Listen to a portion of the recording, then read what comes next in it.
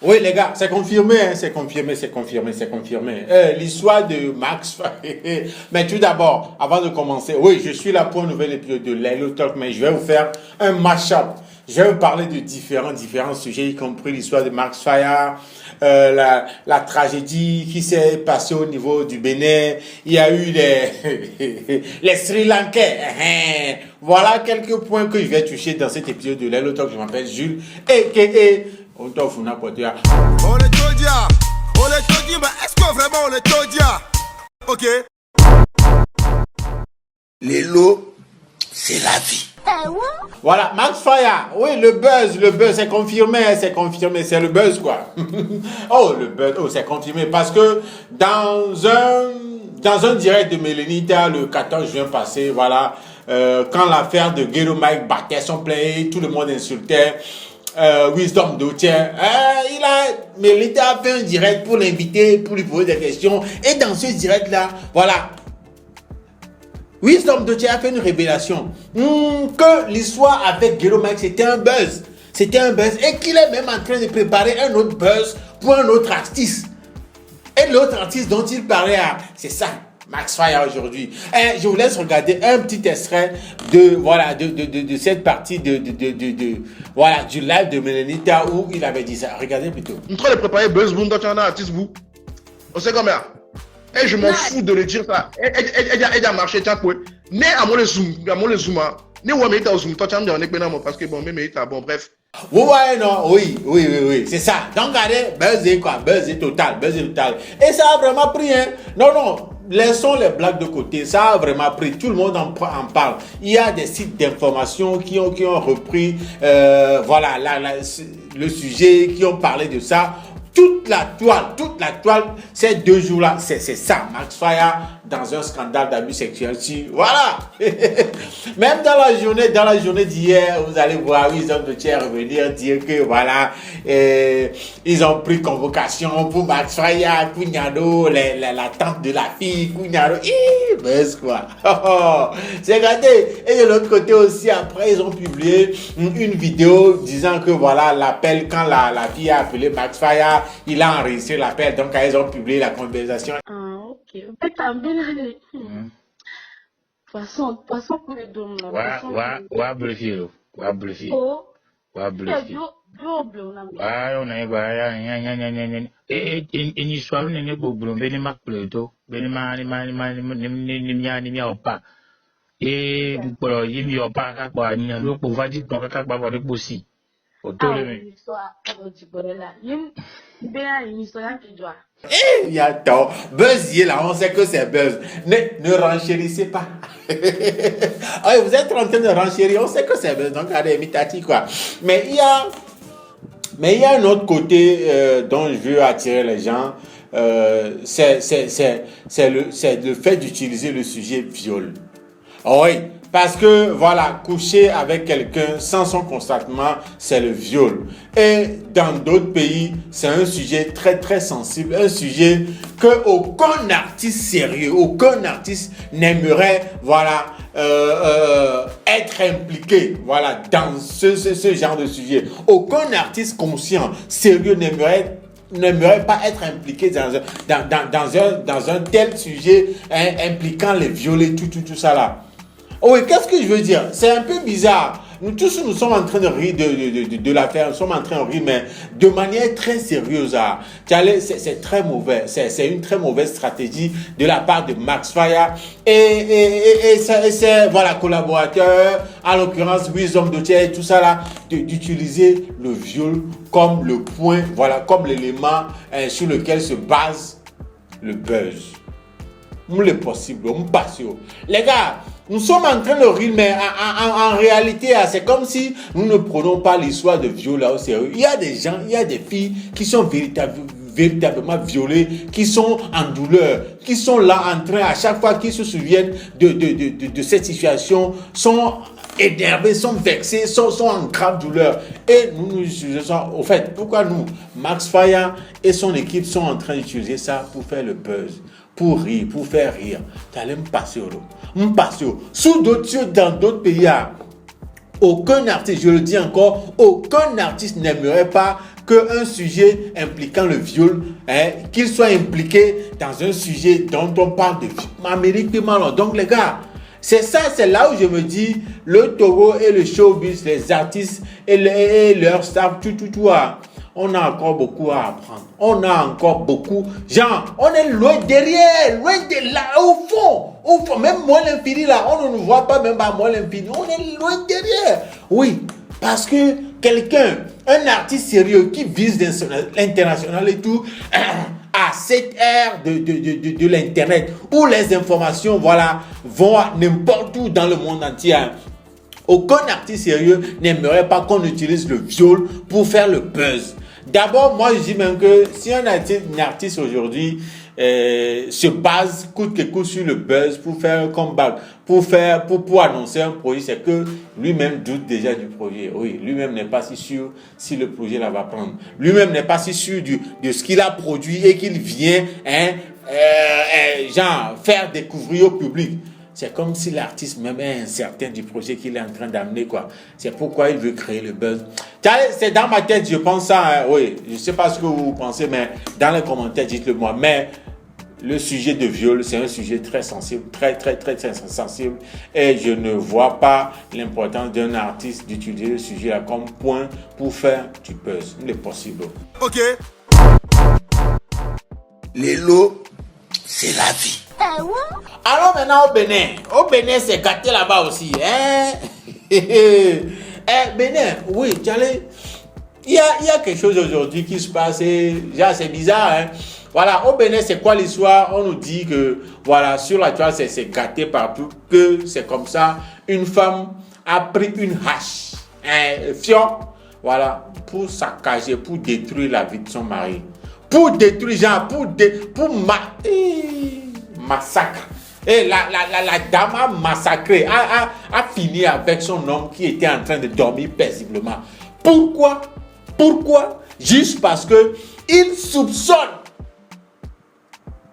Pourquoi j'utilise il ment? Elle soupçonne le mari en train de la tromper. Elle soupçonne l'eau.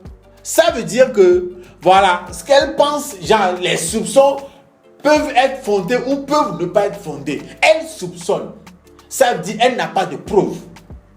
Elle n'a pas de preuve concrète que vraiment son mari était en train de la tromper.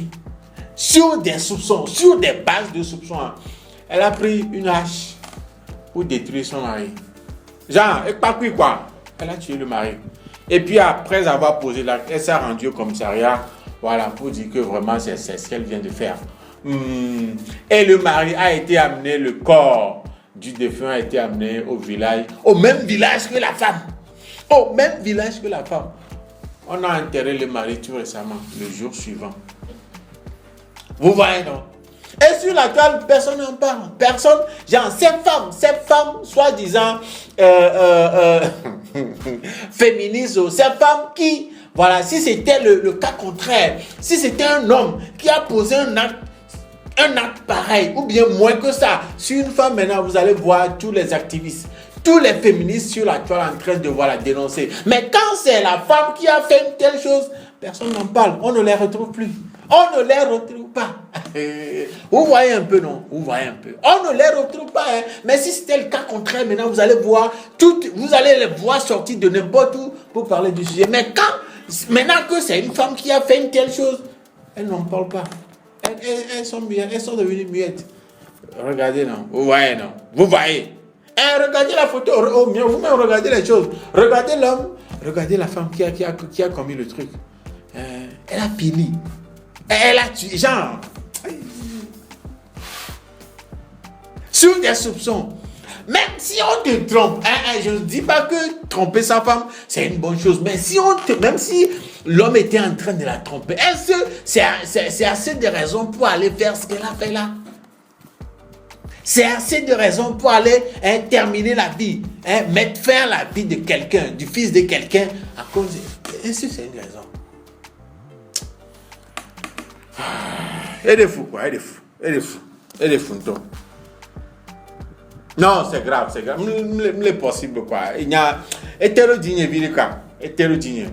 Grave, hétérodigne. Ok. Les lots, c'est la vie.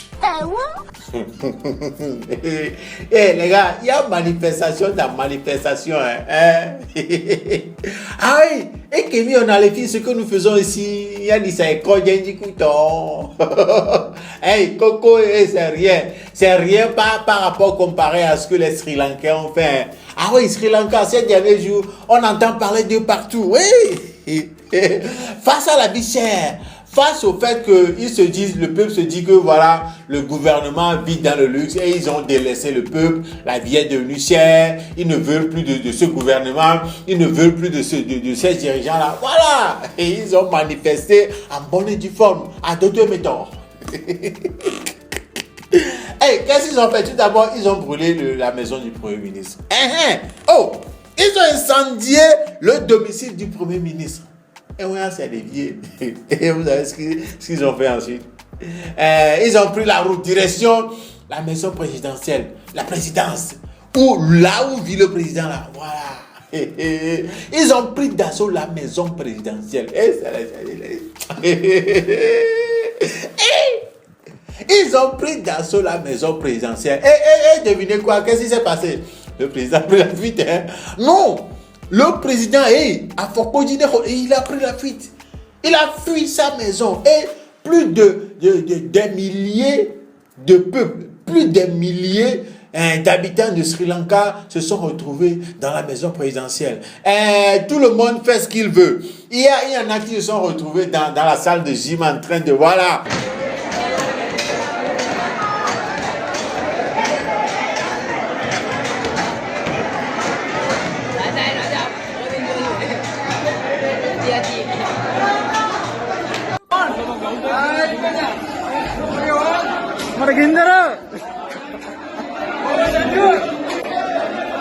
Il va profiter là, voilà, il va bénir. Oui, pour le peuple sri-lankais, se retrouver dans la maison de présidence, c'est l'occasion pour eux aussi de goûter à la belle vie, de goûter à la vie que profitent les présidents au dos des contribuables sri-lankais.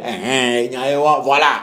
Eux aussi sont venus dans la maison présidentielle pour profiter du luxe, profiter des choses qu'ils n'ont pas chez eux. Il y en a qui se sont retrouvés dans la chambre à coucher. Il y en a qui ont même passé la nuit là-bas. Hein. Ah ouais, il y en a qui se sont retrouvés au niveau du salon, hein, au Grand Lazico, mais ils se sont bien positionnés dans les chaises et tout pour regarder l'écran plat. Oh non, là où très souvent, si vous regardez bien les photos des présidents, quand ils reçoivent des visiteurs, tout ça, vous allez remarquer que d'habitude, il y a des chaises, ils reçoivent les invités et puis ils se serrent les mains pour la presse de prendre des photos. Et il y en a qui sont assis là-bas, voilà, pour serrer la main, comme si... Regardez, vous voyez les photos là. Vous voyez les photos là. Vous voyez les photos, ils ont pris d'assaut toute la maison, et ils font ce qu'ils veulent. Voilà. Il y en a qui se sont retrouvés dans la chambre à coucher, il y en a dans la piscine même, c'est gâté, c'est bête dans la piscine. Mais regardez la photo.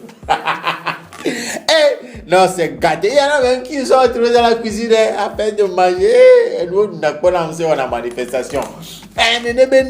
Donc, regardez, les gars, c'est à peu près ça. C'est la manifestation, les manifestations que nous faisons ici, là. C'est ça, eux aussi sont en train de faire de ce côté. Mais est-ce que... Bientôt, les filles,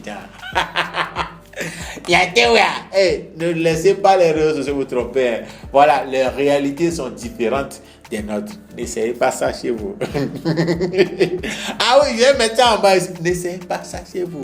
S'il vous plaît. Je ne vais pas en dire plus. N'essayez pas ça. Est-ce que vous-même, même si vous rêvez de ça, là, c'est fini pour vous. Rêve-le. Si vous rêvez de ça seulement.